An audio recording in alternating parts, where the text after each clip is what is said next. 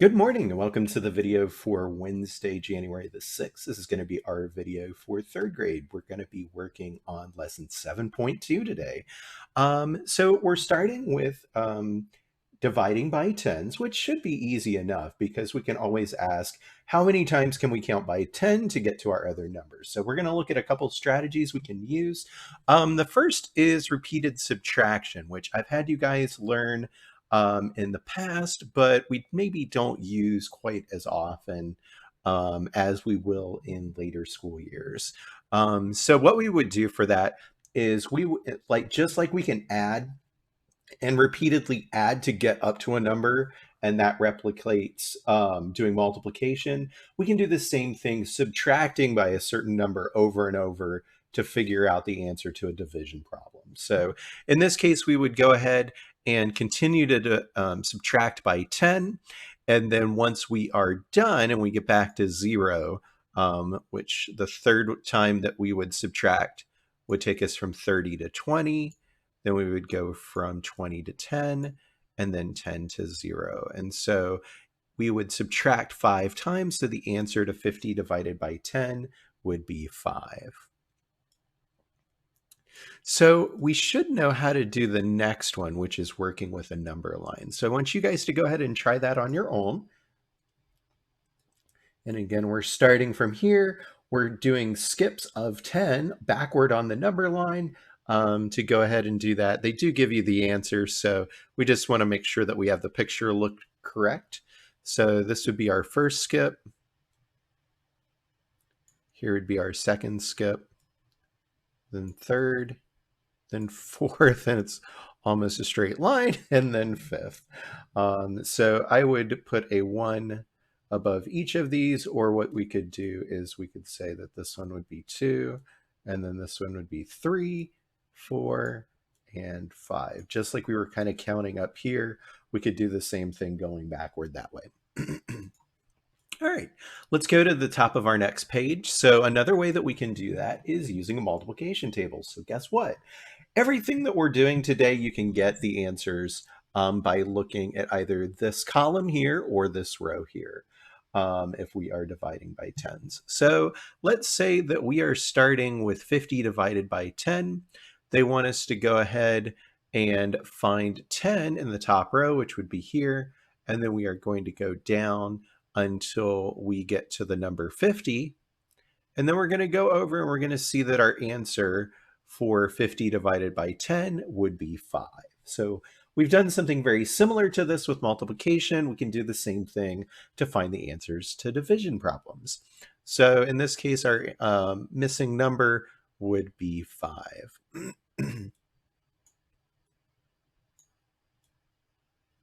So what I want you to do is go ahead and use one of those strategies. What I would probably recommend is to go ahead and use the multiplication table that is in your book, and that can save you a little bit of time. We can follow the same strategy that we did. Now, if you want to do it from here, you can do the same thing.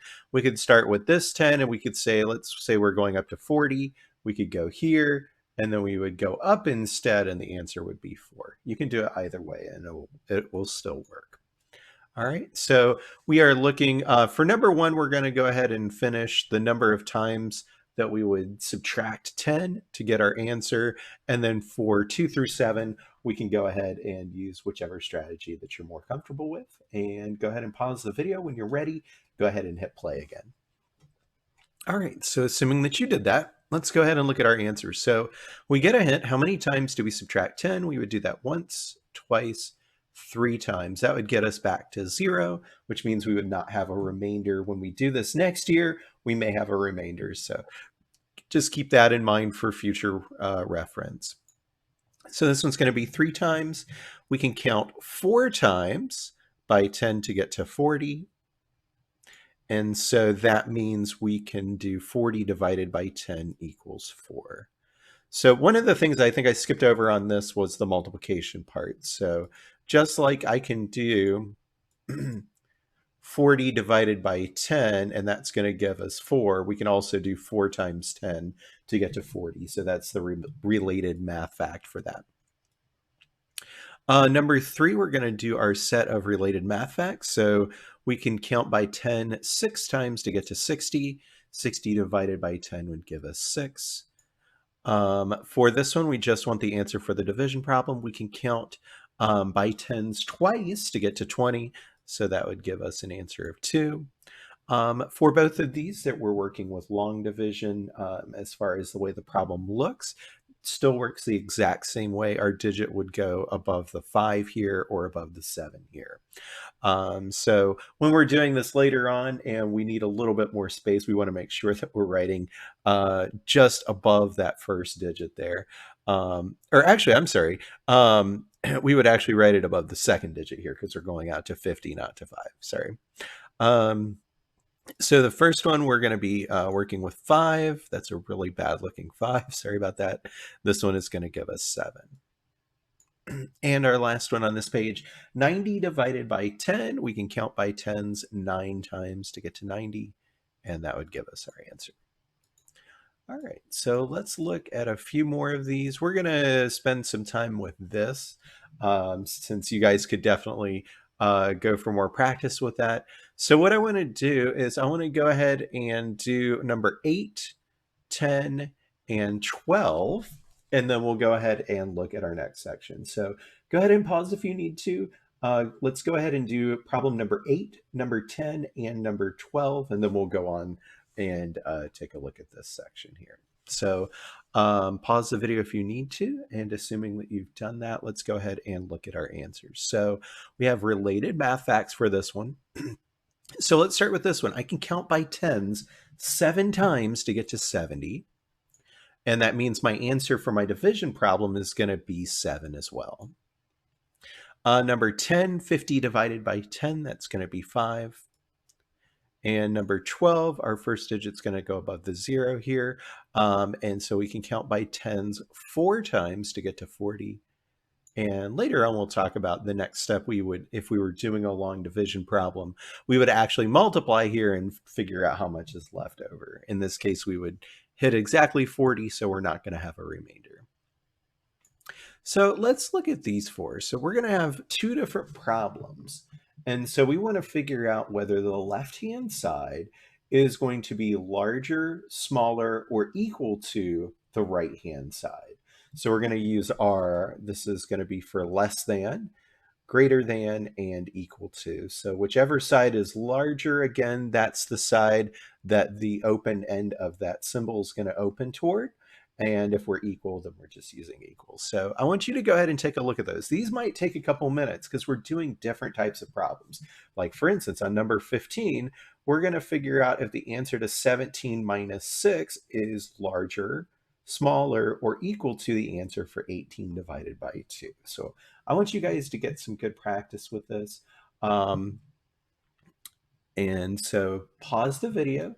When you're ready, go ahead and hit play again, and we'll look at the answers. And I'm going to take a drink of water before I give the answers. All right.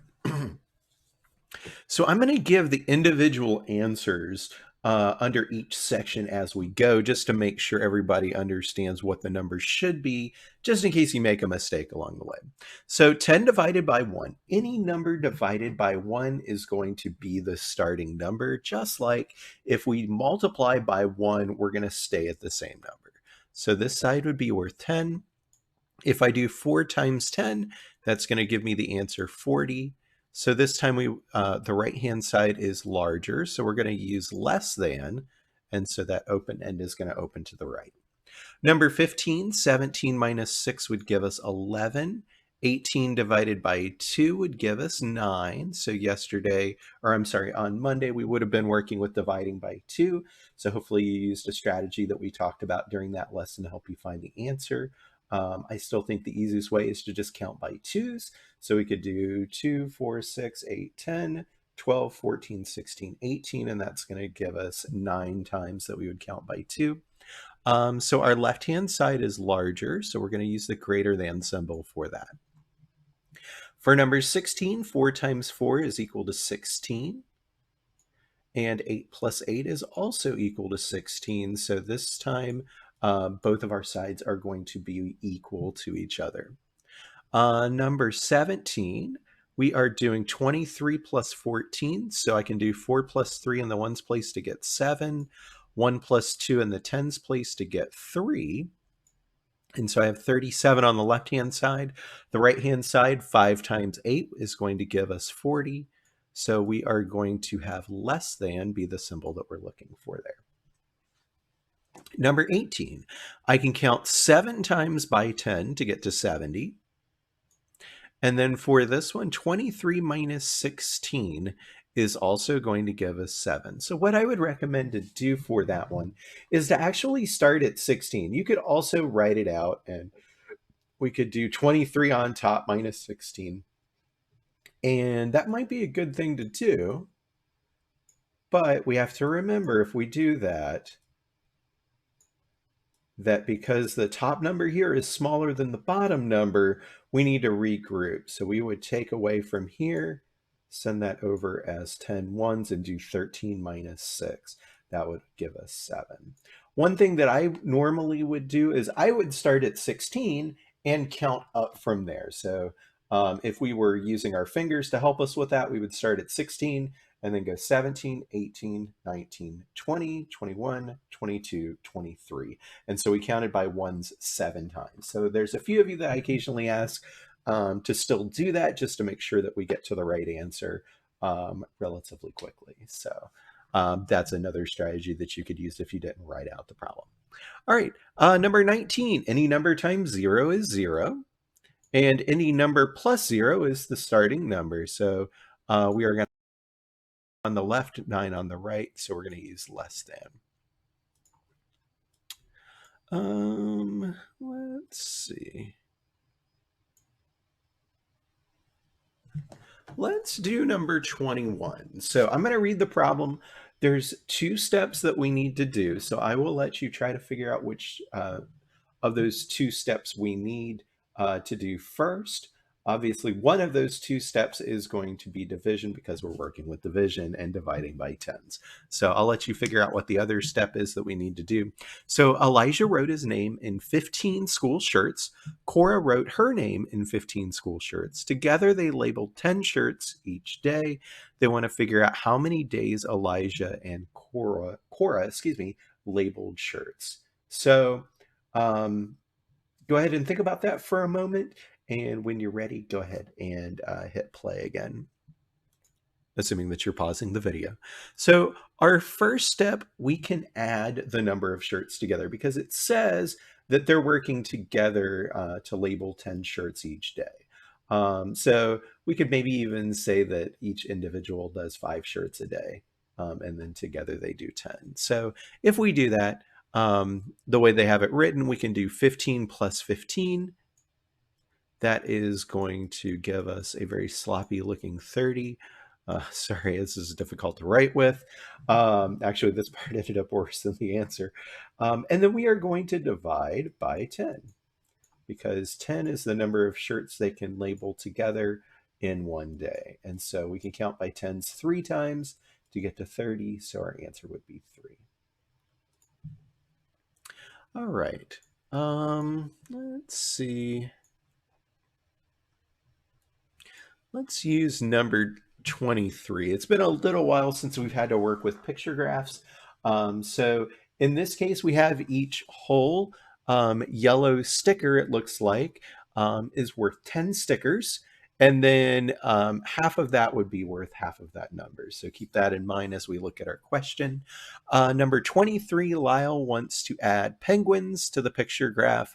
And there are 30 stickers of penguins. So how many symbols should we draw for penguins? So assuming that we wrote in penguins up here, down here, and we make the symbols, how many symbols will we use to represent 30 stickers? So think about that for a moment. Pause the video if you need to. And when you're ready, hit play. So in this case, we would use 3 yellow stickers. So each of these being worth 30, or sorry, each worth 10. So we would count 10 one time, 10 a second time, and 10 a third time to get to 30. Let's try number 25. since we're working with the same thing. Lena said Lena wants to put the monkey stickers in an album. She says she will use more pages if she puts 5 stickers on a page instead of 10 stickers on a page. And so will that make sense or not? Will we use more pages if we only put 5 stickers on a page instead of 10? So think about that for a moment, and then you can think about why we might be able to say yes or no and be certain about the answer. So pause the video if you need to, and when you're ready, go ahead and hit play. So if we end up changing this from 10 stickers to 5, we are going to have to double the number of pages that we end up using. So if we wanted to use 10 stickers on a page, for now we would have to do 10, 20, 30, 40, 50, 60, 70, 80, 90. So it looks like we have 100 stickers total. So we would use 10 pages to do that. But if we only put 5 stickers on a page, we are going to be using twice as many. So we would need 20 pages to do that. So just to kind of check that, we could count by 5. So if I went 5, 10, 15, 20, 25, so that's my first 5 pages, 30, 35, 40, 45, 50, that gets us halfway there, and we use 10 pages to do that. So as many pages as we would need to do 10 on a page, just to get halfway there. So that would be what we could talk about for that particular problem.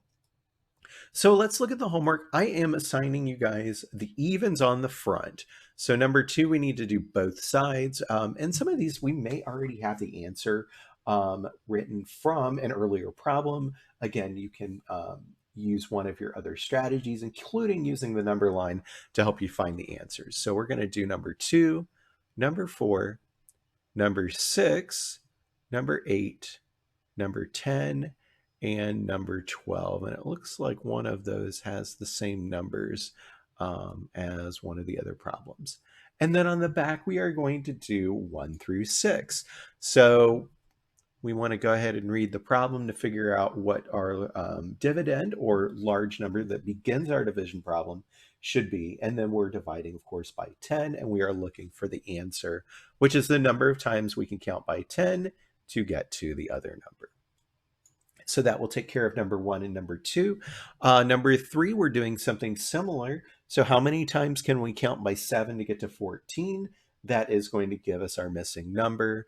Let's see, it looks like number 4, we want to take the number of boxes and we want to do something with the number of rolls in each box to figure out how many rolls that they sold in total. So I'm not going to tell you what that is this time. I've told you but in the past. So think about what we may have done in the recent month or so before we started doing division. That might give you a hint of what type of problem we're doing. Same thing for number 5. And it looks like number 6 is going to probably be a division problem. So we have 56 students. We're making groups of 8. How many groups of 8 can we make? So you could go ahead and make a picture to help you. You could go ahead and make 8 circles and then put 1 counter at a time if you don't have the math fact for that memorized. So that concludes everything for today. If you have any questions, please feel free to ask in Google Classroom or have your parents send me a text or email, and then I can go ahead and answer those questions that way as well. Hope you have a great day, and I will see you tomorrow.